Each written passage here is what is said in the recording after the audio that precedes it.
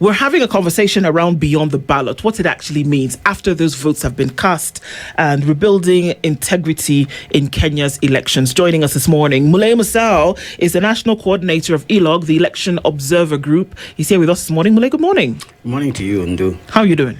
I'm good. Yeah? Elections came and okay. Still coming. Still more coming. Yeah. And Hussein Khalid is the CEO of Vocal Africa, is also here this morning. Good morning, Hussein. Morning, how are you? Very well, thank you. How are you doing? I'm okay. Thank you for having us. Thank you for being here. We're going to get into some of the things that you two have been up to in the last couple of days after those elections. It's a busy time, but very important to look into. Dennis wants to share today's problem, first of all. They say politics is local. Today our proverb is local. And it comes from people around game reserves, parks and all that, right? And this is what these amazing people say. A leopard cannot change its spots. What do you think that means? I think a government bent on stealing elections will stick to it. No matter what you do, they will try, they will pull, they will push and do everything they can, And for me, it's very clear that as a country, as a people, we need to try as much as we can to ensure that the leopard this time does not stick to its proverb. Sisi watu ambao tunaishi karibu na parks, Mombasa wajua, we have marine parks, we have national parks, we have all that, and we interact with wild animals. Unfortunately, sometimes not in the right context. People are thrown there, saa zingine kuuliwa by security forces and stuff like that. So we've seen it all. But that proverb is quite interesting. And for me, and the topic of discussion today, it fits perfectly well. And this is why we are here, I think, with the Mulle, ELOG and everyone. And we want to make sure that this time those spots are changed. Indeed. My only difference with Khalid is that, he reminded me of a story about Mobutu Sese Seko, the former president of Zaire. Then Zaire. Now DRC Congo, where he called himself the leopard. And I remember in a lot of the analysis which was done around that time, somebody who actually said the same thing and said, you guys have been expecting Mobutu Sese Seko to change until the last day. But you remember, he called himself the leopard. And what do Africans say about the leopard? It never changes its skin. Spots. Yeah, there's also a song, Umejivalia ngozi yako ndo.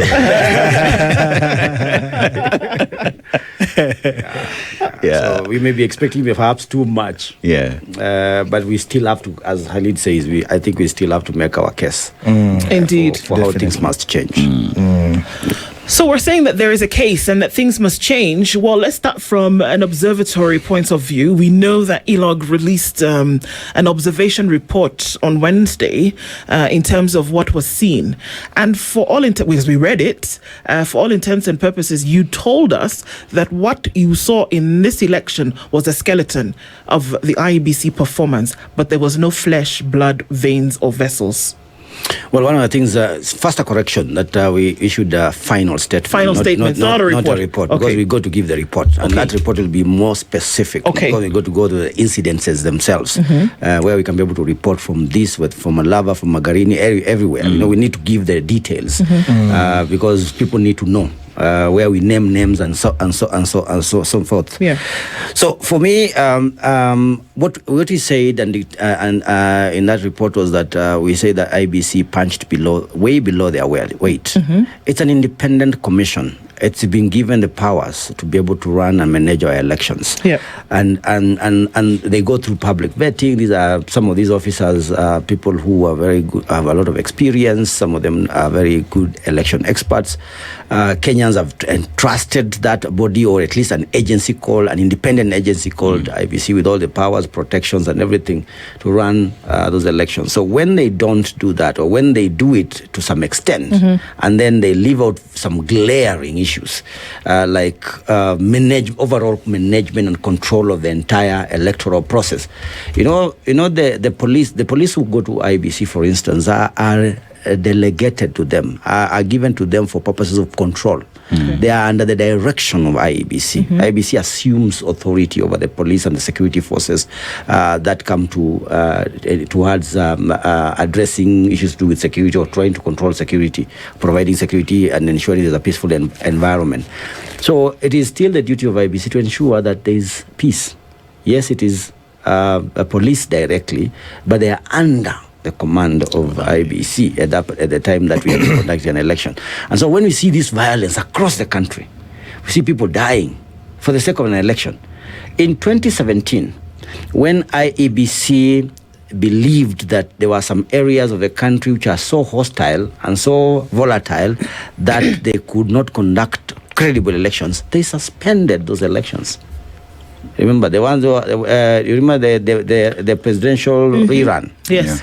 There were areas in Nyanza where they said we can't be able to hold elections in those counties. So it's not a foreign thing. The president has been said. Okay. The president has been said. So if you feel, and you can do this, the early warning signs are always there. The campaigns were violent, you remember. So if you're ready to able to determine beforehand that these elections are going to create a situation where somebody is going to die, or somebody is going to lose their life, or property is going to be destroyed, or they'll not died, or people are not going to be allowed to go to the voting polling stations because there is fear, the intention in the environment, then you can call off those elections, or you can disqualify those candidates. I don't think it is enough to find them. These people they amass a lot of money. Anybody who wants to run these elections in Kenya has a minimum of 20 million somewhere. I mean, we have seen from studies that you have to have a lot of money. So when you find them really 1 million shillings, I don't think that's... Therefore, Khalid, that's enough. Based off what Mulle has just painted, Kenyans are not asking for much when they ask IEBC to just play by the rules, that in an event where Kenyans have died, it does not make sense that you hold an election in a constituency where people are busy working around burying their kin. Yes. It does not make sense when you hold an election in an area where people are beaten overnight and are unable to come out to exercise their constitutional right. Kenyans are not asking for much. They're just asking for you to play by the rules. Exactly. And as my brother Mulle has said, there's a reason why Kenyans and, the framers of the Constitution decided to name this institution with the first word being independent. We could have called it Electoral and Boundaries Commission. We could have called it an Electoral Commission and all that. But they were clear that this has, because a lot of, like almost everything in the country, elections are extremely important. So it is important that the agency that deals with elections is absolutely independent. When decisions are made, and those decisions are made with, people behind you pushing you to make those decisions, it really, really, really erodes the trust. The biggest problem Kenyans have, the reason why we have so many checks and balances in our elections, is because of that mistrust. Here is an institution that has been given the independence, also to speak, to ensure elections are free and fair. And then you see, blatant violation of electoral laws, blatant violations of regulations, electoral regulations and rules, and then you do absolutely nothing. How do you have cabinet secretaries, politicians inside a polling station, campaigning on polling day?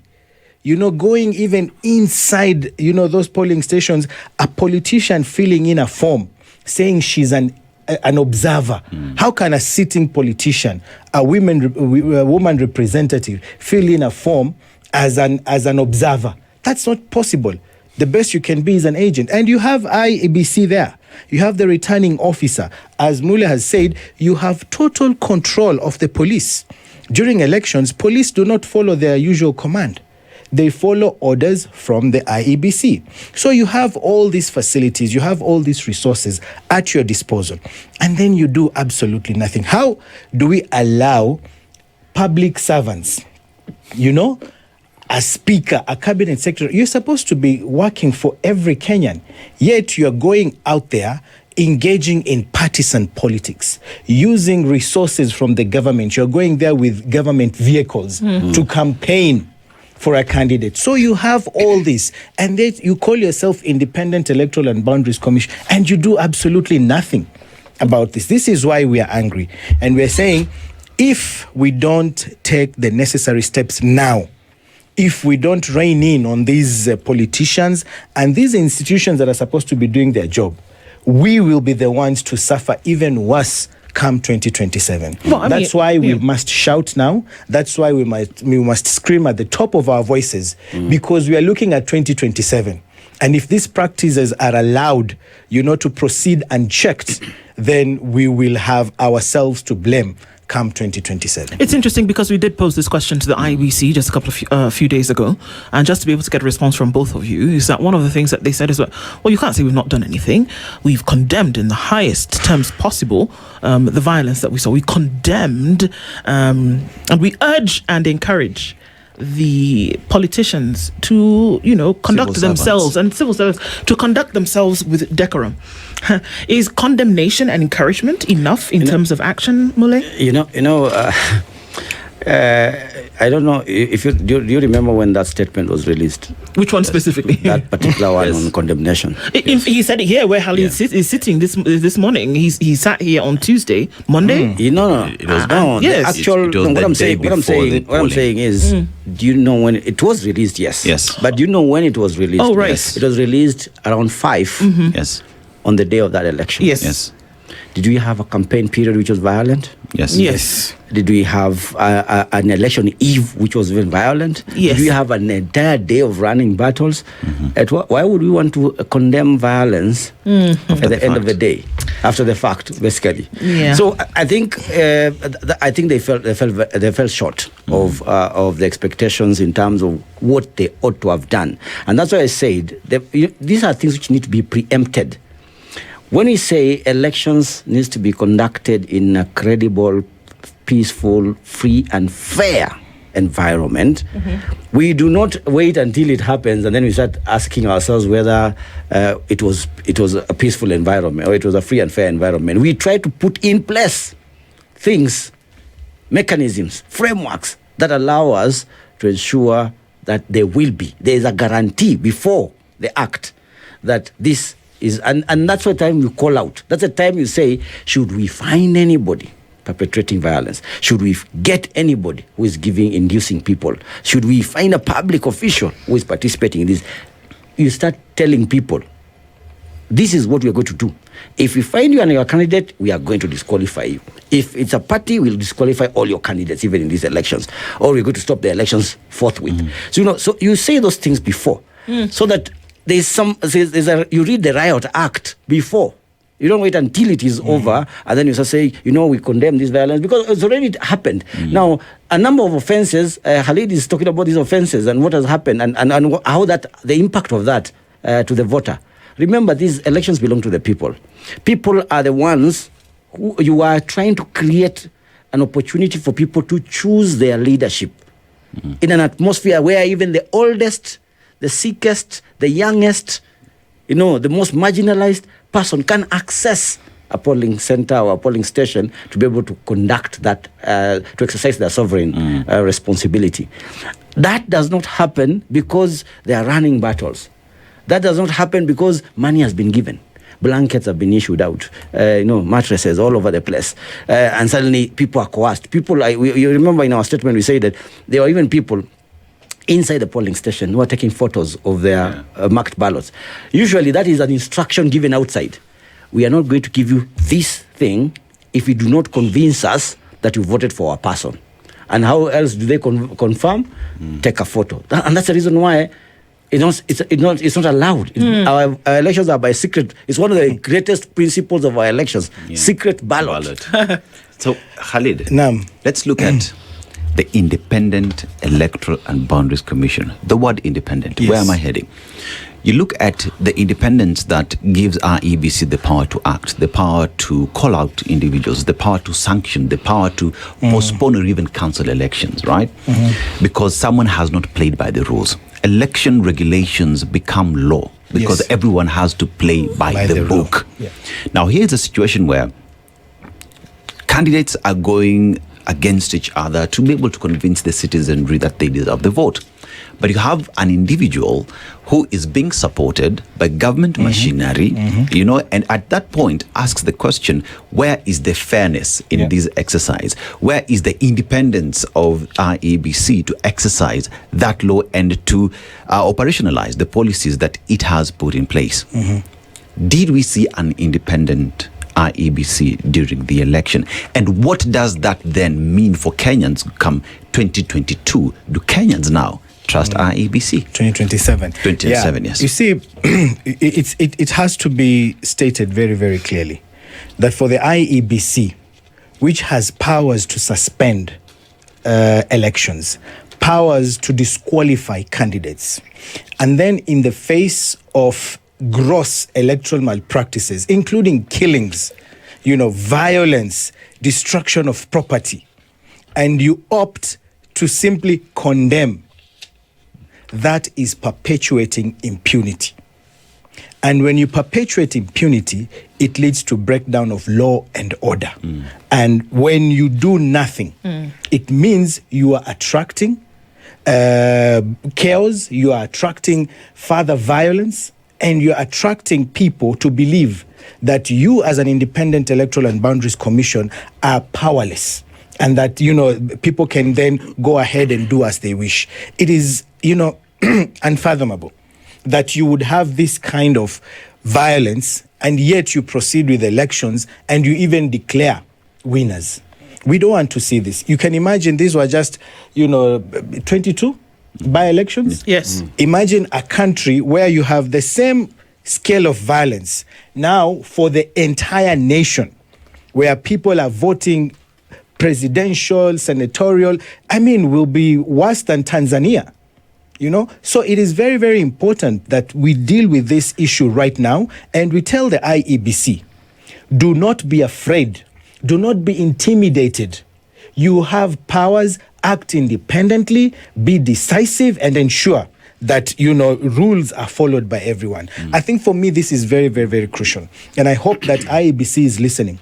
Because, you know, when you are influenced, or maybe you are scared or intimidated by the powers of the day, and you decide, we will not do this, we have to also call them out, you know, and it's not just IEBC. You have institutions like NCIC.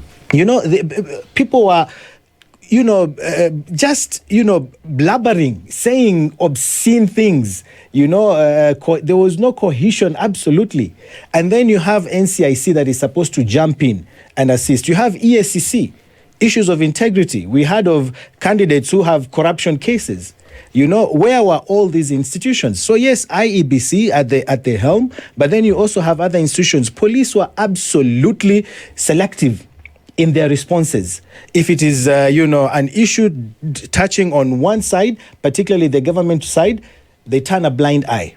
When it's an issue dealing with the opposition, then they rush there very quickly, you know? So these institutions that are operating, they're supposed to be independent. They're supposed to be, you know, doing their work. County commissioners, chiefs, who are recording, you know, people who are attending meetings, and the county commissioners telling them, you know, you will only get development if you choose people who are close to the government. I mean, how do you have such a system in place? So for me, these elections, as our preliminary report, we titled it "Not Free, Not Fair, Not Credible." And we stand by our word that these elections are exactly how you should not conduct an election. Okay. These are serious things that we are saying. that previously when we saw by-elections take place in the country, it would happen and people would continue with their work as though nothing happened. We did see in that case that when there was a recall of election in certain places, an election was suspended. So it is within the power of IEBC to say, you know what, we see things going in a direction that would possibly be very dangerous. We can put a plug in this thing and say, guys, until we're all going to behave ourselves and do what we are supposed to do, let's not have this election. Why does it appear as though it would be so difficult to then do that? Because what it does is that there's already blood in the water. Yeah. People are already looking at this thing and saying, come 2027, it's going to be a fiasco. If a by-election with just 22 was like this, if you extrapolate it, because the laws of a study allow you to do that, if you extrapolate to the rest of the country, then you can imagine it's mayhem. It's going to be mayhem. This is 22. We usually have over 1,000. Right. This is 22, actually, and there are 1,480 elections that take place during a general election. Actually, it is 1,882. 1,882 elections, including the presidency, which take place. The wards alone are just 1,450. And then we have all these 290 and the 47. Are we being sensationalist when we say that, okay, this happened during a by-election and it was this crazy? Are we being sensationalist to say that come 2027 it would be a circus? You know, I would expect, and I've spoken to the IEBC even after the event, and I told them that my expectation was that this was the opportunity. Yes. If there was any better opportunity for the IEBC to showcase what they can be able to do in 2027, this was it. To prove their mettle. Exactly. Because they have, they have 22 units or electoral areas that you are a new commission, just come in 3 months ago. So people want to see what is different between you. Do you know how castigated the previous commission was? Remember, I was laughing because when they hardly had they been in office for about 1 week or 2 weeks, a survey came out, and that survey said that people have no confidence in the IEBC. And I remember we were all laughing, saying these guys have just been there for 1 week. Of course, the commission, but the people have no confidence in the IEBC. Of course, it was because there was still some. It was a laggard from the previous the commission, because people just don't have confidence in the way elections have been managed in this country for some time. But, when that is also adjudged to be an issue with the current commission, even before they sit on their seats, it becomes an issue. Now, you want to prove yourself. That's what I'm saying. You now want to prove yourself and tell people you are wrong. We are new people. Yeah. We are going to do these things very differently. We'll be very meticulous in our planning and ensure that these elections will be conducted in a free and fair way. I want to remind you that when one of the former commissioners of IEBC, Ishaq Hassan, when he came into office, he was leading an interim boundaries commission, election and boundaries commission. He took the opportunity of by-elections which happened before it was formalized to IEBC to even initiate things like live transmission of results. He took the opportunity of by-elections, and I thought that was a beautiful thing, because he took that to say, let's pilot the idea of having a screen at every polling tallying center, constituent tallying center, for people to track and follow the results as they come in. That was beautiful, and that is the opportunity that this commission also had. You want to showcase a commission which is new, which knows what it's doing, and which is preparing. Remember, again, trend analysis. Transition elections, where the incumbent is coming for a second term, historically in this country has been the most contested election. Yes. 2007, that's when there was a fight when Kibaki wanted second term. Remember, second term for Uhuru Kenyatta? 2017. Exactly. Now we are 2027. So we are coming, if we are going to follow history and the trends of our elections, this one is going to be highly contested. Now you want to use the opportunity as the manager of the elections to stamp down your authority and to ensure nothing untoward happens. But that did not happen. So it was a lost opportunity in my view. And as Khalid says, it sets us up for a very interesting pre-election environment between now and 2027, because there will be enough people who will be saying, we are not so sure whether these guys are going to really be in charge in 2027. You've spoken of a meticulous process, But meticulosity. Oh, okay. was it witnessed? That's a subject for another day. But you see, even then, there is the aspect of a multi-agency approach in handling elections. So you have the IEBC, you have the EACC, you have the police, you have the ODPP, NCIC, everybody who comes in to ensure that these elections... Don't leave out the political parties. And political parties as well. Everyone has to play by the rules, right? But here's a question where there is a report, EACC has given a report, says these individuals should not, But we pose the question here to IEBC. And there is a self-declaration form that one has to present before IEBC. And there is a stamp from EACC and everything. And one would have hoped that because it is accepted to the candidate that has brought this form, that one would just pick the form because we are in a multi-agency setup, that I'll pick up the call and say, Khalid from EACC, how are you? This individual has come here. Have you cleared them? NCIC, do they have a case behind them? ODPP, But we only depend on that form that has been presented to us to say this individual is clear to run. Only for later to be told that I am not aware that there is a case against this individual. Perhaps that is a step that ought to have been taken earlier. Because at the end of the day, who does IEBC want to give to Kenyans to run them? Someone who's clean. It is IEBC's prerogative to ensure that the person who is running for office, Nimsafi Kamapamba, Raila Odinga used to say that. Yeah. But from the word go, if someone has dots in their background, are we just doing elections for the purpose of an election, or are we ensuring that those who are in these offices are supposed to be there to serve Kenyans? Very true. I agree with you 100%. And we can only hope and pray that, these institutions, as you've said, they speak to each other. But clearly from the experience of these by-elections, they don't, Chapter 6 of the Constitution is very clear on integrity. And it explains exactly what do we mean when we say persons of integrity. It's very clear how an institution like EACC, would allow these things to happen. It beats logic. You are an institution, you are publicly funded, and these are some of the key issues that you are expected to address, to follow through.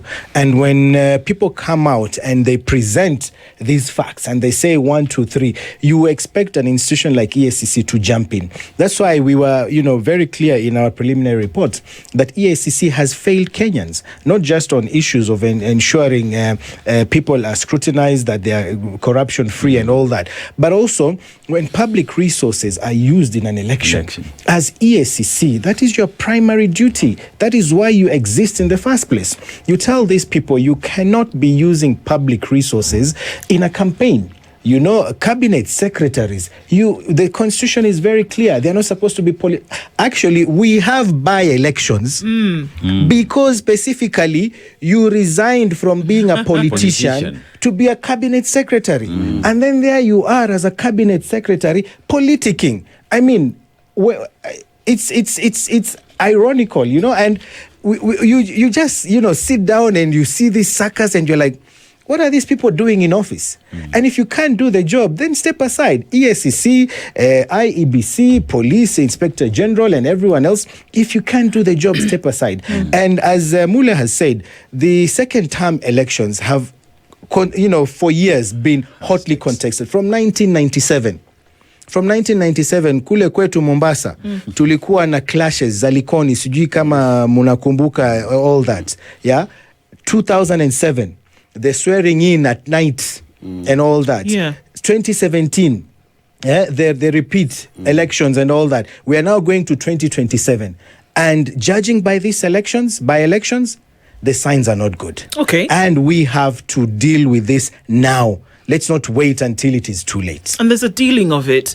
But then from what you observe, that unfortunately, and I guess it's by virtue of the fact that it is an election, if it was something else, a different body would be. But IEBC has always been in the eye of the storm when there has been a problem in terms of how they conduct themselves. And so the wish for lots of people getting in with the establishment of a new IEBC as per the commissioners was that from the very beginning you would then be able to see, and it's rare that that's not happened per se that a new IEBC constituted with new commissioners would face a test so soon after them coming in. But here it is. But for all intents and purposes, they seem to be getting a mediocre grade in terms of how they've handled things now. And then it's looking into the future, and it looks like it doesn't look so good, especially with the protecting of the position that we've seen coming from IEBC in the little explanation that they've given so far. How should Kenyans then deal with this? Because this is a Kenyan space. This space belongs to the people, that they have a right to then be able to speak out about how they want things to operate within the law. We keep saying within the law, but we see an abrogation of this thing, no matter how small. Breaking the law, whether you do it a little bit or a lot, you're breaking the law. It's breaking the law. Right. So how do we then start to curate that space, looking towards a solution where Kenyans are saying this is what we want? Do we speak out? Do we say no? Do we petition the courts? Do we say absolutely not, we're watching everything you do? Let's not even start talking about voter registration, because that's a whole another kettle of fish in terms of how many people are going to start voting tomorrow. What do we do? I think before you even come to what we do, I need to say that I don't want you to pass IEBC with this illusion that they came in, they were new, they were facing a by-election, too soon many in their things office. to do. No, because first, where are elections conducted? In polling stations. Yes. Results are final in a polling station. Who runs polling stations? Officers. Of Agents IEBC. of IEBC. But who is even the man in control or the woman in control of the local election? Is the returning officer at the constituency level? Yes. Are those new? No. So there goes the issue of newness. There's nothing about newness in there. Here is just a talk of policy level new board. Who when they expressed their interest to become commissioners, knew what was at stake. Knew that the country was yearning for a very strong commission. Okay, so all they needed to give was posture. And I remember in our first meeting with them, civil society, we told them that the greatest issue that you're going to have to deal with first and foremost is going to be a posture issue. What posture do you give to the people of Kenya to start having confidence in terms of how you handle any issue which will come to you, whether it was the voter registration which started or the by-elections which are coming? And we even told them the things which are on their way. We knew the voter registration was on their way. We knew that the by-elections are on their way. Electoral reforms, the NADCO bills are still in Parliament. It's supposed to be IEBC pushing for those reforms. In one of those NADCO bills, they talk about legal reforms having a cutoff point, which is 18 months to an election. 18 months to an election is February next year. So if that is not top on your agenda as you're coming to the office and saying, how to improve elections is okay actually to conduct these reforms, because there have been proposals, our leaders given proposals, I've given proposals, Kenyans have given proposals about how we can be able to improve our elections. Some of them are contained in those bills in Parliament. Do you want to push for those so that we have a better operating environment as far as our elections are concerned? So it is a posture problem. If they are not, and that posture does not require experience. Posture is just you and the chair. Stand up, speak, and tell Kenyans. At some point there was this former election commissioner of Kenya, Kivuitu, who passed on some years ago.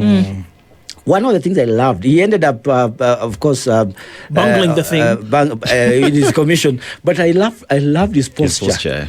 In the fact that he could tell politicians off and say, okay, you want us to meet us? By the way, I'm going to run the commission inside here. But if you want me and you to meet man to man, we can always go to the street and fight. I like that posture. And I've seen a number of election management body chairs across the continent. Some of them have been very successful. In Nigeria, in Ghana, they have had this very strong stance against especially politicians, because politicians are the ones who spoil this game. And you heard what our leader said. We have a cabinet minister who's resigned, causing money to be used, public money to be used for our by-elections, but it still interferes with it. Still politics, even after resigning from the politics. Okay. It doesn't make sense. So just quickly to speak about the people, and I think we also say this in our statement, that it's about time Kenyans started, they understood that elections belong to them. Yeah. And they also started taking serious action against any abrogations to the rules they have set out.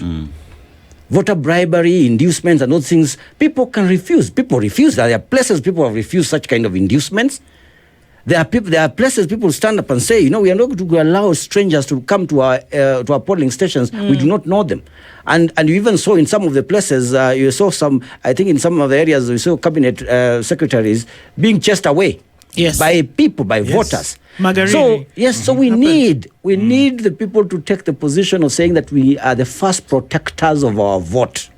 We are the people, and the rest of us are just tunachangia tu kama a civil society. We are helping, drum up that kind of position, because the people must be the ones to be seen to be the center of this action. Elections are people driven. It is nothing, there's nothing about politicians, ubabe wa politicians in terms of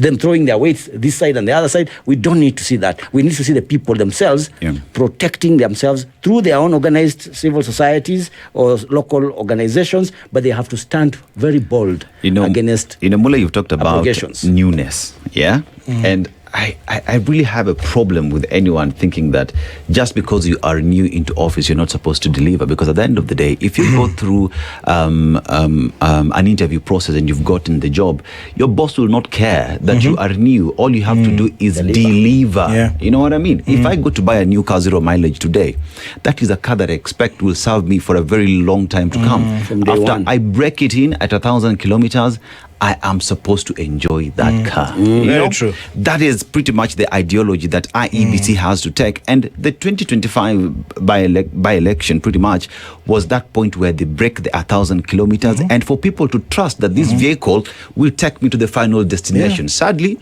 like you said, an opportunity is lost. But that notwithstanding, Kenyans have for a very long time said we want change. Yet, if you look at the by-elections that we have experienced, it is the very same Kenyans, sadly, that allow themselves to be used by politicians that take these bribes that are induced and become again part of the process that election stops being free and fair. Speak to Kenyans owning the elections and them being the change makers they want. They can say no, go home, piga kura, enda home, toka hapa. I totally agree with you. And even as we point fingers at institutions, at, the state and others, as Kenyans ourselves, we carry certain levels of responsibility that we also need to take. And, to communicate that, we don't want these shenanigans in our elections. And I believe that to a certain extent, particularly in these by-elections, that was witnessed, when they chased away politicians, cabinet secretaries, when they said, we want independence. I think we saw some very old people even being carried into polling stations. We saw even the persons living with disabilities, being helped to go in and to deliver, on your civic duties and to make sure you play your part. But again, let me also say that there's a reason why we have institutions. There's a reason why we are complaining about these institutions, and it's because they carry the heavier responsibility and the mandate to deliver. You can't have a police service that is already one-sided. People are calling you, there is a problem, there is an issue, and then you decide we will select where to go and where not to go. And for me, the question that Ndu asked, what do we do? One thing that we can definitely do is take action right now against the malpractices that were witnessed. Those who are involved in the murders, we are talking of 22 by-election areas. 3 murders, at least we recorded at least 3 people who died from these by-elections. So if 22, we have 3. Imagine during a general election when we'll have 1,800. That is almost like 90 times more. So you're looking at 90 times 3, to hundreds of Kenyans. And we can't allow that to happen. Yep. So we must send a very clear message that you are involved in this, action is taken. You are a cabinet secretary, you are a politician, you are seen. Here is very clear evidence. You are inside a polling station, you are doing this. Action must be taken now. so that, you set the precedence. You're involved in election malpractices, you're involved in, a fraud of any kind, action will follow. So we expect that to happen. And we've written to the IEBC. We're going to share, as we're finalizing the full report, and we'll give out all the evidence. Failure to which, if they don't take action, we will go to court and take them to court for failing to deliver on their mandate. This is the message that we need to send to everyone, that rules are non-negotiable. Non-negotiable. Yeah. Everyone follow the rule so that we can have peaceful and free and fair elections. So perhaps it's something that both of you can weigh in on, and it's that sometimes opportunity is provided in a situation whereby it looks really bad, right? But then an opportunity comes out of that situation for you to do something about it. That things like this happen so that people can actually take up the gauntlet and say, we're not going to allow this happen. And maybe we can be vehement in our position, whereby, or the people's position can be one that is applied with vehemence to say, we won't allow this to happen and set the precedent for the future.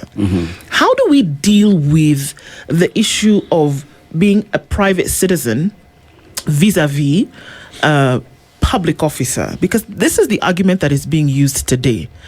Mbeere North, for example, the CS, the deputy president, will tell you that they are constituents and that they were there voting.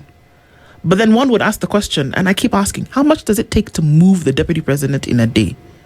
The resources that need to be gathered to move this man from one place to the next. Are those his own resources? No. That there's security, that there's vehicles, that there's personnel, that there is his upkeep holding that office? Or do we say that because he's going to participate in this election, he's then stripped of the DP trappings for the day, or for the days, or in this case, for the 60 days that he was in Mbeere North, and then he doesn't do his job as the DP on those days?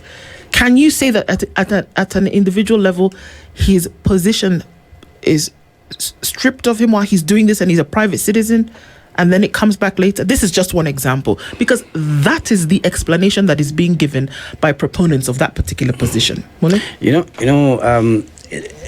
You can't. The deputy president is both a private and a public individual, and you're not going to divide those two individuals. I mean, the body cannot be divided into two, unless there's a clone somewhere.